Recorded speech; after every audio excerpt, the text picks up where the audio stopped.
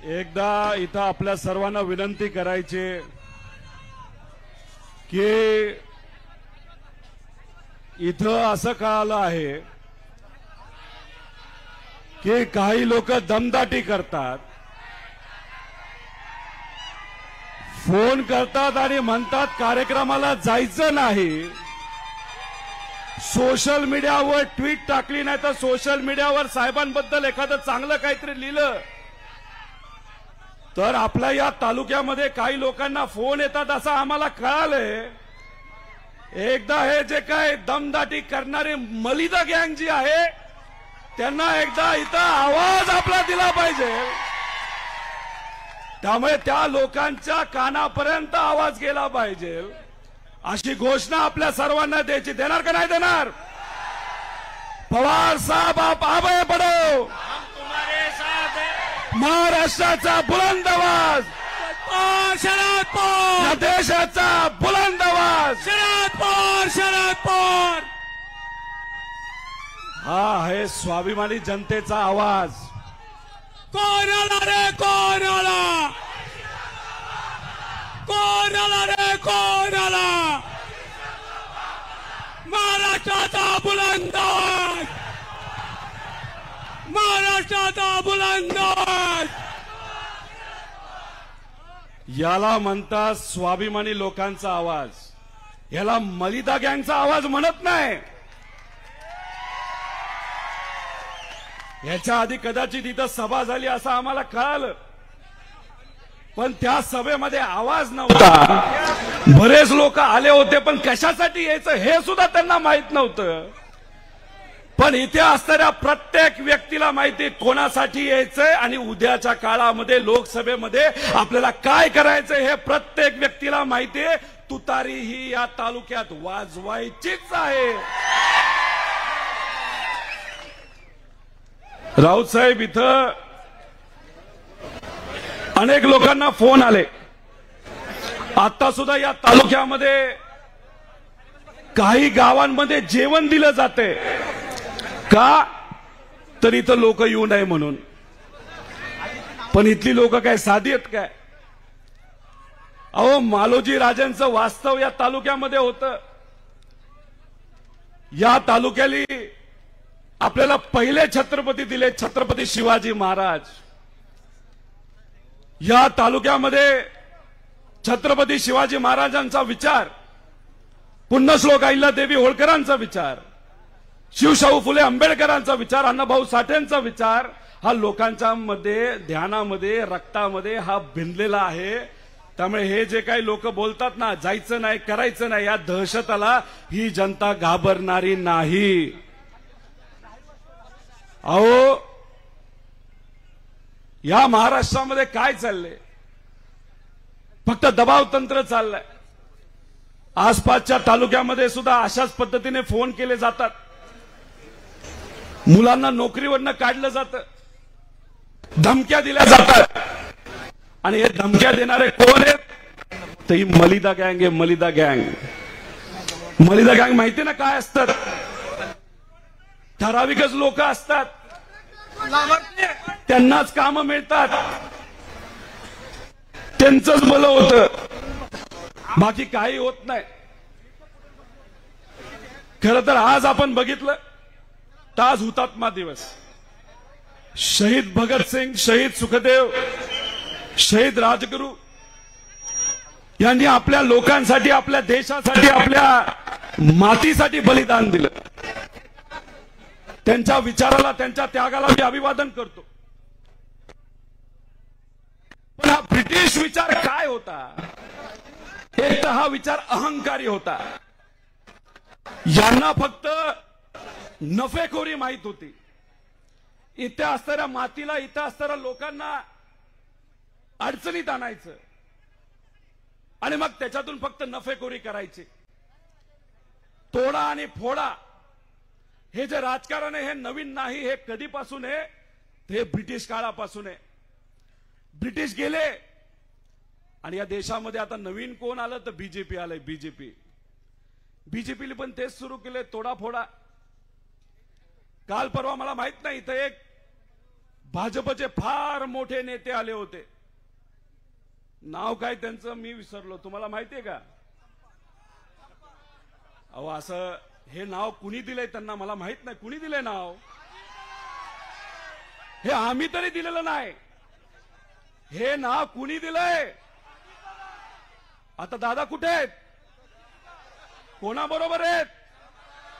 अरे वा वा वा, जुन्या गोष्टी सहज विसरून जाता.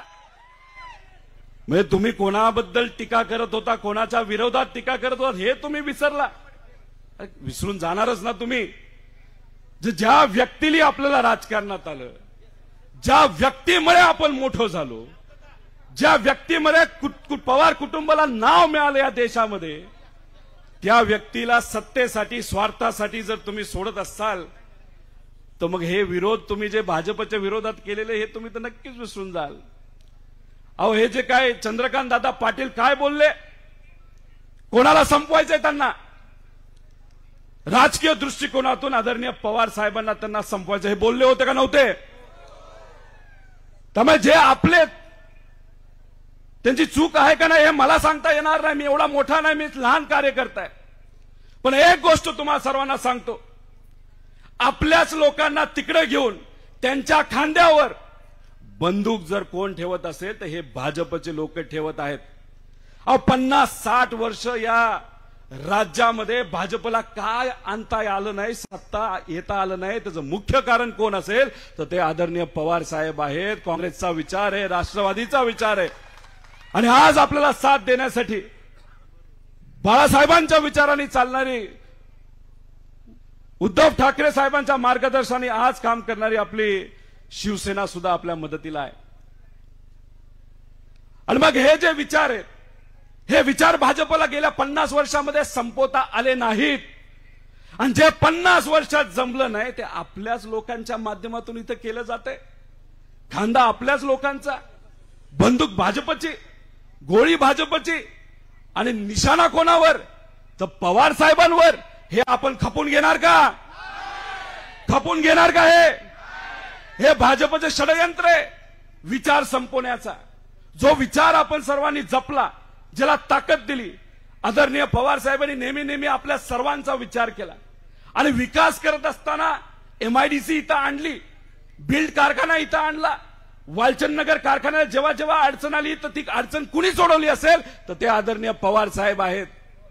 इथं असणाऱ्या ऊस उत्पादक शेतकऱ्याला पूर्वीच्या काळामध्ये जेव्हा अडचण येत होती तेव्हा साहेबांनी पुढाकार घेतला. बँकेचं लोन असेल, एथेनॉलचं धोरण असेल, साखरेचे भाव पडल्यानंतर त्या साखरेला भाव कसे मिळतील आणि आमच्या इथं असणाऱ्या शेतकऱ्याला 4 पैसे उसाला कसे मिळतील यासाठी आदरणीय पवार साहेबांनी नेहमी नेहमी प्रयत्न केलेले आहेत. त्या काळामध्ये बीजेपीचा कारखाना असू द्या, नाही तर दुसऱ्या कुठल्याही पक्षाचा, नाही तर आपला कारखाना असू द्या, त्यांना नेहमी नेहमी मदत करण्याची भूमिका ही आदरणीय पवार साहेबांनी घेतली. का? कारखाना कोण चालवतं याच्यापेक्षा कारखाना कोणाचा म्हणजे लोकांचा आहे. इथल्या लोकांचा जर कारखाना असेल, इथल्या शेतकऱ्याचा कारखाना असेल तर त्याला मदतच केली पाहिजे. या भूमिकेमध्ये पवार साहेब हे नेहमी नेहमी राहिलेत. ह्याला विकास म्हणतो. शाळा उघडणं असेल, आरोग्याच्या बाबतीत काम करणं असेल, ह्याला आपण विकास म्हणतो. आजच्या काळामध्ये जे आपल्याकडे होते आणि आज सत्तेत गेला त्यांचा विकास फार भन्नाट आहे हो.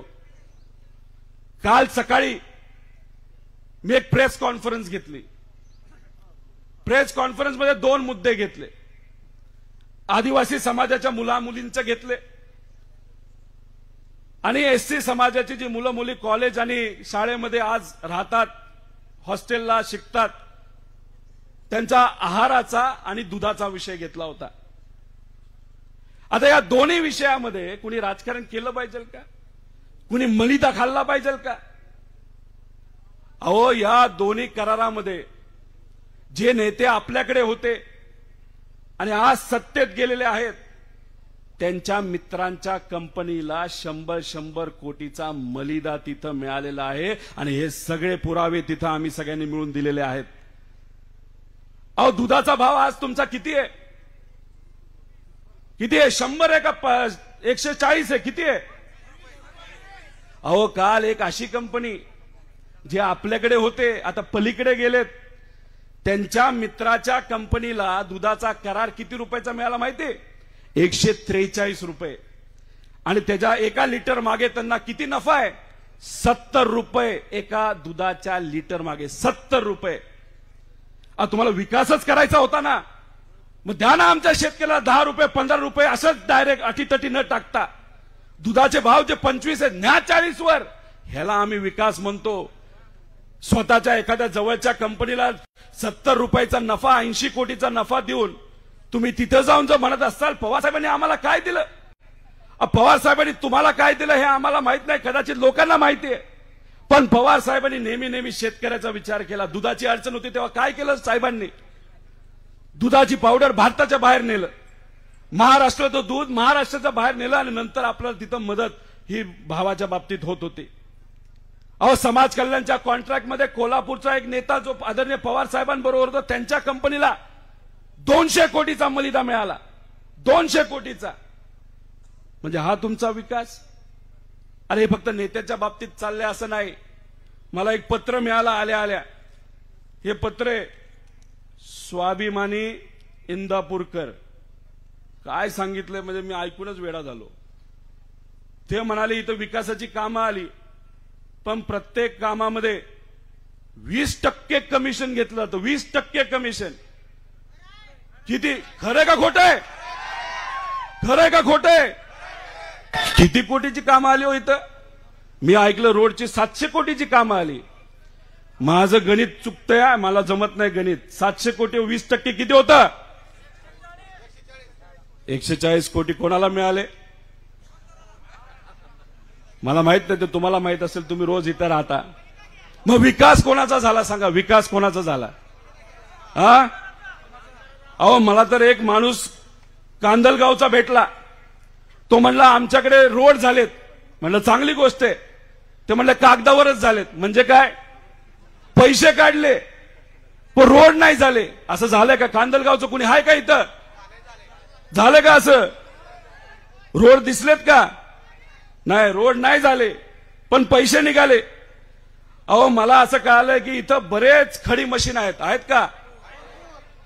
असतील आपल्या युवा कार्यकर्त्यांचे असतील ना. गरीबाचं एखादं पोरग त्याला हाताला काम दिलं असेल. आहे का खडी मशीन इथं? आहे. कोणाची आहे? अरे विकास चाललाय राव. 98% लोक राहिली बाजूला आणि 2% लोकांचा विकास मात्र भरपूर चाललेला आहे. मला तुम्ही सांगा, जल जीवन मिशनची इथं कामं चाललेत का?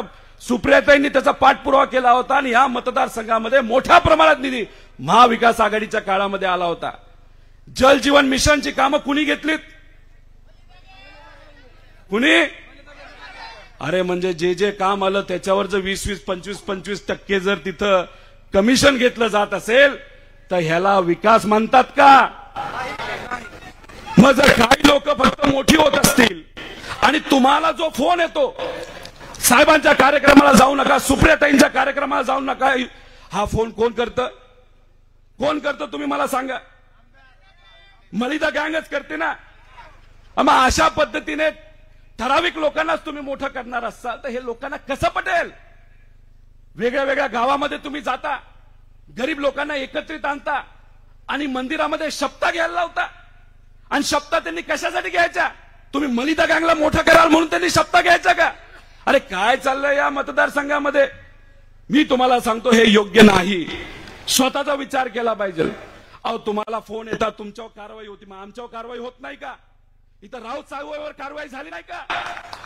किती महिने ते जेलमध्ये होते का नव्हते?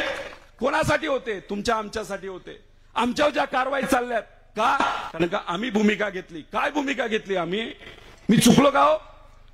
तुमच्या घरामध्ये जर एखादी थोर व्यक्ती असेल, वडीलधारी व्यक्ती असेल, त्या व्यक्तीच्या बाजूने, विचाराच्या बाजूने तुम्ही थांबणार का नाही थांबणार सांगा? मग मी माझ्या आजोबा बरोबर राहिलो, काय चूक केली याच्यामध्ये? मी माझ्या विचाराबरोबर राहिलो, काय चूक केली का?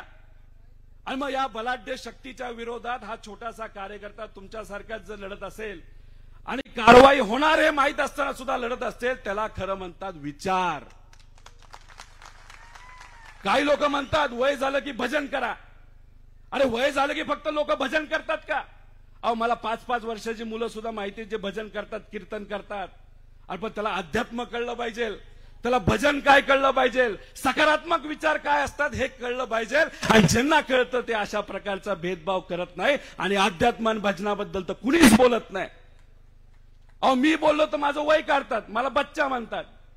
पण चांगलं ना, लहान पोरं कशी असतात, बच्चा असतात पण दिलचे सच्चे असतात. आणि आदरणीय पवार साहेबांचं वय काढतात. अरे काय चाललंय. अरे आम्ही युवा असलो ना तरी आज आदरणीय पवार साहेबांकडे बघितल्यानंतर आम्हाला सुद्धा लाज वाटते. 84 वयाचे युवा आहेत ते, आणि ते आपल्यासाठी आणि या महाराष्ट्राच्या स्वाभिमानासाठी आज लढत आहेत. आणि ह्यांच्यावर तुम्ही टीका करता. अरे काय बाबा, काय अवघडच आहे. खरं तर खूप काय मला बोलायचंय, पण मला आपल्या सर्वांना सांगायचंय की आपल्याला कुठेतरी विकासाच्या बाजूला राहणं फार महत्वाचं आहे. केंद्रामध्ये आपले अनेक विषय असतात. शेतकऱ्याचे विषय आहेत, आरक्षणाचे मुद्दे आहेत. आता इथं राऊत साहेब आहेत. मी त्यांना विचारतो की जेव्हा पार्लमेंटमध्ये खासदार संभाजीराजे साहेब जेव्हा बोलण्याचा प्रयत्न करत होते, भाजपचे नेते आणि तिथं असणारे खासदार त्यांना बोलून देत होते का साहेब? काय विषय मुद्दा मांडत होते? आरक्षणाचा, मराठा आरक्षणाचा मुद्दा. तुम्ही रेकॉर्ड काढा, भाजपचा एक सुद्धा खासदार नाही ज्यांनी मराठा आरक्षणाचा मुद्दा हा पार्लमेंटमध्ये मांडला. कुणीच नाही. गपचूप शांत. आणि तिथं संभाजीराजे बोलण्याचा प्रयत्न करत होते, त्यांना सुद्धा त्यांचा आवाज दाबण्याचा प्रयत्न केला, पण राऊत साहेबांनी पुढाकार घेतला आणि त्यांना तिथं बोलण्याची संधी मिळाली. आणि यांच्याबरोबर अजून कोण व्यक्ती लढत होतं? मराठा समाजासाठी, धनगर समाजासाठी, लिंगायत समाज, मुस्लिम समाज या सगळ्यांना आरक्षण मिळालं पाहिजे. तर तुमच्या सर्वांच्या लाडक्या खासदार सुप्रियाताई सुळे तिथे लढत होत्या. मग भाजपचे एवढे खासदार महाराष्ट्रातून गेले असतील तर तिथं तोंड का उघडत नाही, का बोलत नाही? त्याचं मुख्य कारण असं आहे की भाजप यांना बोलूनच देत नाही.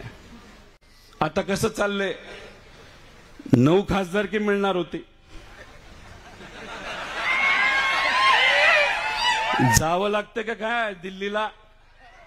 आम्ही तरी एकच शिकलोय लहानपणीपासून, मराठी माणूस हा स्वाभिमानी माणूस असतो, दिल्ली समोर कधी झुकत नाही. हे आम्हा सगळ्यांना माहिती आहे ना, आम्ही इथं आहोत. किती वेळा दिल्लीला जावं लागतंय. 40 आमदार आहेत, 1 खासदार आहे. एकनाथ शिंदे साहेबांकडे पण किती कोण आहेत काय काय आज काय सांगता येणार नाही. जावं लागतंय दिल्लीला, स्वतःच जावं लागतंय. आणि एक असा पक्ष आहे त्यांचा एकच आमदार आहे, खासदार तर सोडाच. त्या पक्षाला तिथं बोलवण्यासाठी पण त्यांचे मोठे मोठे नेते येतात. या रे बसा रे बसा रे, ही अशी पद्धत आहे. बाळासाहेब ठाकरे साहेब जेव्हा होते तेव्हा हे दिल्लीतले भाजपचे नेते मातोश्रीवर जायचे. मातोश्रीवर म्हणजे महाराष्ट्रात यायचे आणि तिकिटीचा वाटाघाटी व्हायचा. आणि आज बाळासाहेब ठाकरेंचा विचार घेऊन आम्ही पुढे लढत आहोत. मग तसं असेल तर कशाला जाताय दिल्लीला? कशाला तिथं तुम्ही झुकताय? अहो तुम्हाला माहिती आहे का, गेले 3 दिवस झाले उदयनराजे साहेबांना सुद्धा तिथं वेळ मिळत नाही. 3 दिवस झाले दिल्लीत बसले, दिल्लीत. अहो त्यांच्याबद्दलचा आदर आहे आम्हाला. ते ज्या घराण्यातून येतो त्या घराणा म्हणजे आमच्यासाठी फार मोठं आहे. पण त्या घराण्यातल्या एका व्यक्तीला तुम्ही 3 दिवस तिथं बसवता आणि एक आमदार असणाऱ्या पक्षाला तुम्ही एवढं महत्व देता. त्यातून काय संदेश देण्याचा प्रयत्न तुम्ही करत आहात? तो जो कुठला संदेश असेल जो लोकांना कळायला पाहिजे तो कळालेला आहे. आणि या लोकसभेला तो संदेश मनामध्ये घेऊन ही लोक लढणार आहेत. कारण तुम्ही आमचे नेते घेऊ शकता पण आमचा स्वाभिमान आणि महाराष्ट्रातली ही जनता घेऊ शकत नाही तुम्ही. मला आपल्या सर्वांना जाता जाता एवढंच आहे की आपल्या या बारामतीकडे सगळ्यांचं लक्ष आहे, अख्ख्या देशाचं लक्ष आहे. तुमची जबाबदारी का मोठी एवढं थोडक्यात मी सांगतो. आपण सर्वांनी कुठला विचार जपला? पुरोगामी विचार जपला, शिवशाहू फुले आंबेडकरांचा विचार जपला, पुण्यश्लोक अहिल्यादेवी होळकर अण्णाभाऊ साठे ह्या सगळ्यांचा विचार जपला. ह्यालाच तर आपण म्हणतो ना पुरोगामी विचार. संतांचा विचार जपला. आणि आज तिथं जर भाजप कुटुंब फोडत असेल, पार्टी फोडत असेल, आपल्याच एका व्यक्तीला तिकडे घेऊन जात असतील आणि इथं आपल्या पुरोगामी विचाराला आणि पवार साहेबांना आणि पवार साहेबांच्या विचाराला जर हरवण्याचा प्रयत्न इथं या बारामतीमध्ये करत असतील तर मग ही लढाई नेत्यांची आणि पदाधिकाऱ्यांची आहे का लोकांची आहे? कोणाची हात वर करून सांगा, लोकांची आहे का नाही? अरे काय राव, पुढचे सगळे हात वर करतात, मागचे तर करतच नाही. हात वर करून सांगा, ही लोकांची लढाई का पदाधिकाऱ्यांची लढाई आहे? अख्ख्या देशाला दाखवून द्यायचंय महाराष्ट्रातला प्रत्येक व्यक्ती आणि आधीची पिढी ही पुरोगामी विचारासाठी लढली, छत्रपती शिवाजी महाराजांच्या विचाराने लढली आणि आम्ही त्या विचाराने आजपर्यंत लढलो असेल तर तुमचा प्रतिगामी भाजपचा विचार त्यांनी कितीही पैसा खर्च करा, कितीही ताकद हवा, पण आम्ही इथं आमचा विचार म्हणजे पुरोगामी विचारालाच मतदान करणार हे अख्ख्या देशाला दाखवण्याची वेळ आज या ठिकाणी आलेली आहे. आणि प्रत्येक व्यक्तीला मला सांगायचंय की हा जो निर्णय घेतलाय आम्ही सर्वांनी ते एका संस्कृतीतून घेतलेला आहे. माझ्यावर प्रेशर होतं, ठीक आहे, कारवाई वगैरे त्या आहेत, पण जेव्हा ही घटना घडली, जेव्हा मी घरी गेलो तेव्हा माझा मुलगा 6 वर्षाचा आहे, माझी मुलगी 10 वर्षाची आहे. या वयामध्ये सुद्धा त्यांना ईडी काय हे माहिती आहे. बघा काय परिस्थिती झाली. लहान पोरग दुसरीत सुद्धा गेलं नाही त्याला ईडी माहिती. पण लहान मुलांनी काय सांगितलं माहितीये का? मी का म्हणतो माहितीये, बच्चा बन दिल का सच्चा का असतो. लहान पोरं मला काय म्हणतात माहिती का? मला धमकी देतात, काय निर्णय घेणार आहेस? माझी मुलं, मी माझ्या आई वडिलांचं पत्नीचं तर बोलतच नाही. लहान पोरं काय निर्णय घेणार आहे? म्हणलं बाबा वेगळाच थाट आहे यांचा. मी आजोबा बरोबर राहणार आहे. नक्की पंजोबा बरोबर राहणार का? मी म्हणलं हो राहणार. जर पंजोबाची साथ सोडली तर आम्ही तुझ्याशी बोलणार नाही, अशी लहान पोरं मला सांगतात. अहो बाप झाल्यापासून मी विचार करतो आणि ही घटना घडल्यानंतर की समजा मी आज जर माझ्या आजोबाबद्दल मी वेगळ्या पद्धतीने वागलो, ज्यांनी मला विचार दिला, आदर दिला, शिकवलं, त्यांना जर आज सोडून मी सत्तेत गेलो, स्वार्थासाठी जर दुसऱ्या विचाराबरोबर गेलो, तर 10-15 वर्षानंतर ही लहान पोरं जी माझ्या निर्णयाकडे बघत आहेत तर उद्या जाऊन कदाचित ते मलाही म्हणतील तू तुझ्या आजोबा बरोबर नाही राहिला, आम्हाला तुझ्या बरोबर राहायचं नाही. असं होऊ शकतं का? नाही होऊ शकतं. ह्यालाच तर विचार म्हणतात. आणि हे विचार या पिढीसाठी नसतात. तो आपल्याला एक संदेश द्यावा लागतो पुढच्या पिढीला. आणि आज ती वेळ आलेली आहे संदेश द्यायची की तुम्ही सत्तेसाठी, स्वहितासाठी विचार आणि पक्ष सोडून गेला असला, कुटुंबाला सोडून गेला असला, तरी जनता ही पवार साहेबांचं कुटुंब आहे. अहो वड मोठा झाला तरी त्याच्या पारंब्या असतात. भाजपला मला सांगायचं, 1-2 पारंब्या तुम्ही काढल्या म्हणजे काय वडाला काय अडचण येत नाही. कारण का पवार कुटुंब फक्त पवार आडनावाचं नाही, या महाराष्ट्रातली प्रत्येक स्वाभिमानी जनता म्हणजे आदरणीय पवार साहेबांचं कुटुंब आहे. आणि आजच्या काळामध्ये या कुटुंबाकडनंच, या पवार साहेबांकडनं तिथं लढला जाणार आहे. हे येत्या काळामध्ये आपल्या सर्वांना बघायला मिळेल. पैसा ताकद कितीही असली तरी एकच गोष्ट तुम्हाला सांगतो, लोकांची ताकद ही मोठी असते. आणि या तालुक्यामध्ये जर तुमचा आवाज दाबण्याचा प्रयत्न तुम्ही केला तर एक व्यक्ती नाही तर एक मलिदा गँगचा कार्यकर्ता तिथं आवाज दाबेल, तिथं 100 लोक एकत्रित या. आणि तुम्हाला इथं सांगतो, हा तुमचा कार्यकर्ता तुमच्या बरोबर आहे, सुप्रियाताई तुमच्या बरोबर आहे आणि आदरणीय पवार साहेब अख्ख्या महाराष्ट्राबरोबर आहे. एवढंच या ठिकाणी सांगतो आणि थांबतो. जय हिंद, जय महाराष्ट्र, जय स्वाभिमान.